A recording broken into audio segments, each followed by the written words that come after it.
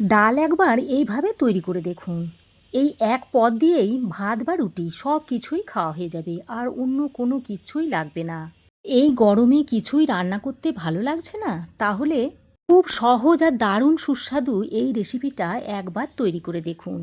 তো এখানে আমি একটা কড়াইয়ের মধ্যে নিয়ে নিচ্ছি ছোটো বাটির 1 বাটি মতো মুগ ডাল, 1 বাটি দিয়ে দিচ্ছি ছোলার ডাল, আর দিয়ে দিচ্ছি 1 বাটি মসুর ডাল। অর্থাৎ সম পরিমাণে আমি 3 রকমের ডাল দিয়ে দিয়েছি। তবে আপনারা চাইলে এখানে বিউলির ডালও দিতে পারেন, আমি কিন্তু দিচ্ছি না। এবার আমি গ্যাসটা অন করে নিয়েছি। তারপর এই 3 রকম ডাল আমি একসঙ্গে করে হালকা করে ভেজে নিচ্ছি। তবে খুব বেশি ভাজবেন না, তাহলে আবার পুড়ে যাবে। রঙটা যেন একদম কালো না হয়ে যায়, সেটা খেয়াল রাখতে হবে। হালকা একটু ড্রাই রোস্ট করে নিতে হবে। আপনারা ডালের অনেক রকম রেসিপি খেয়েছেন, তো মসুর ডাল দিয়ে একবার এই রকম তৈরি করে খেয়ে দেখবেন, স্বাদ মুখে লেগে থাকবে। আর পুষ্টিতে ভরপুর এই ডাল গরম ভাতের সাথেও যেমন খেতে পারবেন, তেমনি রুটি পরোটা সব কিছুর সঙ্গেই খেতে পারবেন। আর এই সময় গ্যাসের ফ্লেমটাকে একদম লোতে রেখে ডালগুলোকে ভেজে নিতে হবে। তো ডালগুলোকে আমি একটু হালকা করে ভেজে নিয়েছি, আর ডাল থেকে একটা ভাজার সুন্দর গন্ধ বেরোচ্ছে। আর দেখুন কালারটাও হালকা একটু চেঞ্জ হয়ে গেছে। ঠিক এই পর্যায়ে আমি ডালটাকে নামিয়ে একটা বাটির মধ্যে ঢেলে নিচ্ছি। তারপর এই ডালটাকে 1 ঘন্টা ভিজিয়ে রেখে দেব। তার আগে ডালটাকে আমি বেশ কয়েকবার জল দিয়ে ভালো করে ধুয়ে নেব। এতে করে ডালের মধ্যে যে ময়লাগুলো রয়েছে সেগুলো বেরিয়ে যাবে। তো দেখুন বেশ কয়েকবার পরিষ্কার জল দিয়ে ডালটাকে আমি ভালো করে ধুয়ে নিয়েছি। এবার আমি আরও একটু ফ্রেশ জল দিয়ে দিচ্ছি এর মধ্যে, দিয়ে এটাকে 1 ঘন্টা মতো ভিজিয়ে রেখে দেব। তো এখন এটাকে 1 ঘন্টা ঢাকা দিয়ে রেখে দিচ্ছি।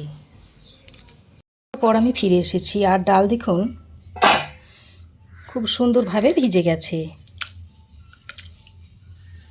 এবার আমি একটা প্রেসার কুকার নিয়েছি। এখন এই প্রেসার কুকারের মধ্যে ডালগুলোকে ভরে নিচ্ছি।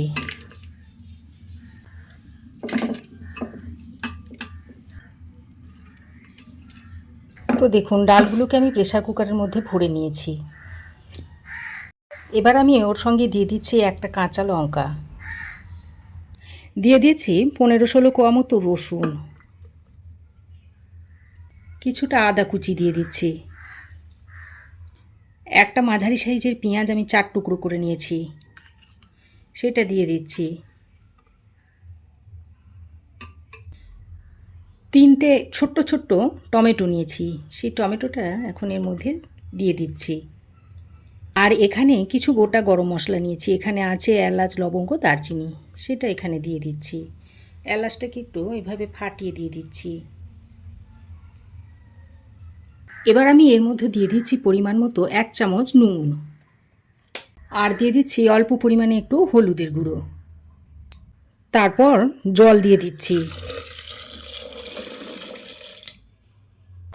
এবার একটু হাতার সাহায্যে নেড়ে চেড়ে দিচ্ছি। আর জলটা এমনভাবে দিতে হবে যেন সব কিছু জলের মধ্যে ডুবে থাকে, সেই পরিমাণ জল দিয়ে দিতে হবে।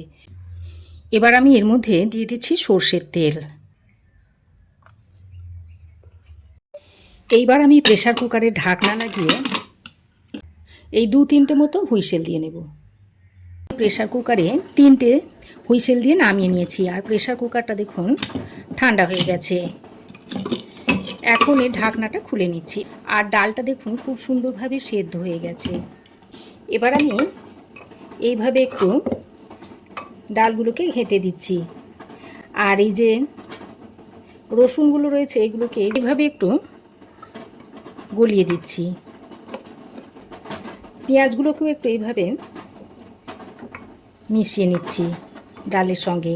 পেঁয়াজ, রসুন এগুলোকে আমি এইভাবে একটু হাতার সাহায্যে এইভাবে মিশিয়ে দিয়েছি, দেখুন। এবার আমি কড়াই গরম করে দিয়ে দিচ্ছি এই বড় চামচের 2 চামচ পরিমাণ ঘি। তারপর ঘিটাকে ভালো করে গরম করে নিয়ে এর মধ্যে দিয়ে দিচ্ছি 1 মুঠো মতো চীনাবাদাম। এবার এই ঘিয়ের মধ্যে চীনাবাদামটাকে ভালো করে একটু ভেজে নেব। তো দেখুন চিনেবাদামটা ফুটতে শুরু করেছে আর বাদামের কালারটাও দেখুন চেঞ্জ হয়ে এসেছে। তো চিনেবাদামটা দেখুন ভাজা হয়ে গেছে। এখন আমি এই চিনেবাদামটাকে তুলে একটা পাত্রের মধ্যে রেখে দিচ্ছি।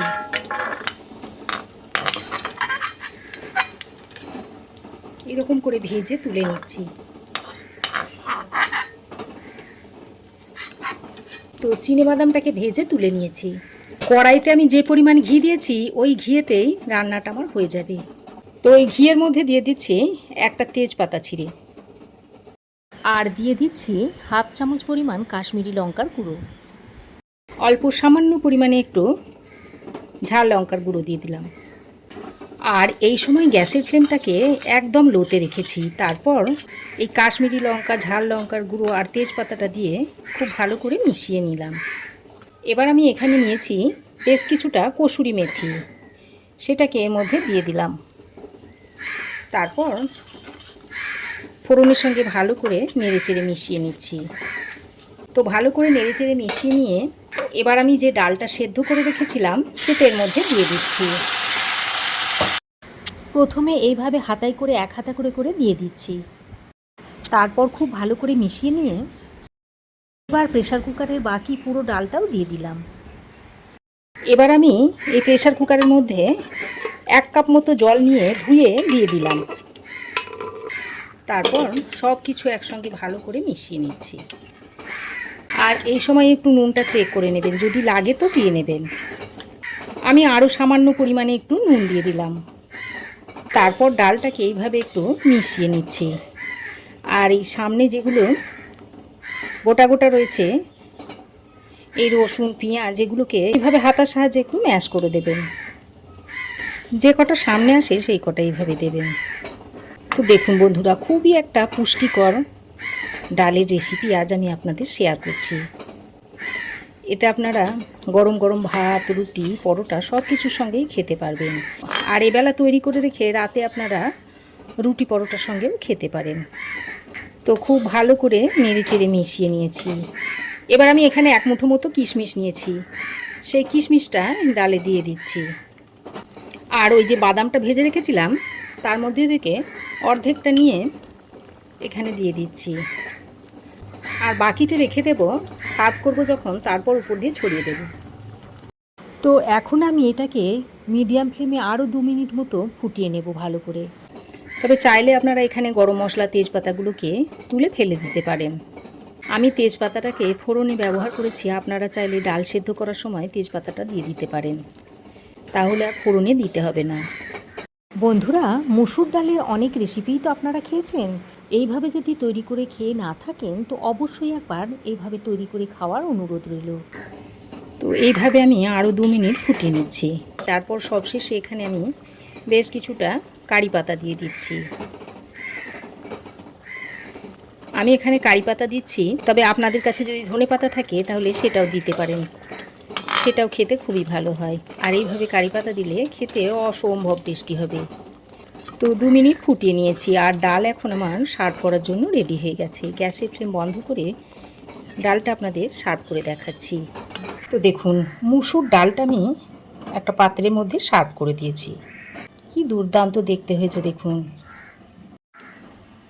গরম ভাত দিয়ে খেতে যে কি টেস্টি লাগে, এছাড়া রুটি পরোটা দিয়েও অসম্ভব খেতে লাগে। তো গরম ভাত দিয়ে খেতে অসাধারণ লাগে।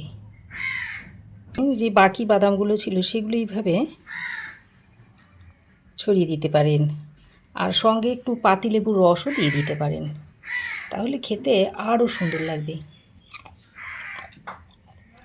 তো রেসিপি ভালো লাগলে অবশ্যই একটা লাইক, শেয়ার ও কমেন্ট করবেন। পাশে থাকা বেল আইকনটি অবশ্যই প্রেস করে দেবেন। আর আমার চ্যানেলে যদি নতুন হয়ে থাকেন তো প্লিজ চ্যানেলটিকে সাবস্ক্রাইব করার অনুরোধ রইল। আজ এ পর্যন্তই। আবার দেখা হবে নতুন কোনো রেসিপি নিয়ে নেক্সট এপিসোডে। সে পর্যন্ত ভালো থাকবেন, সুস্থ থাকবেন। ধন্যবাদ।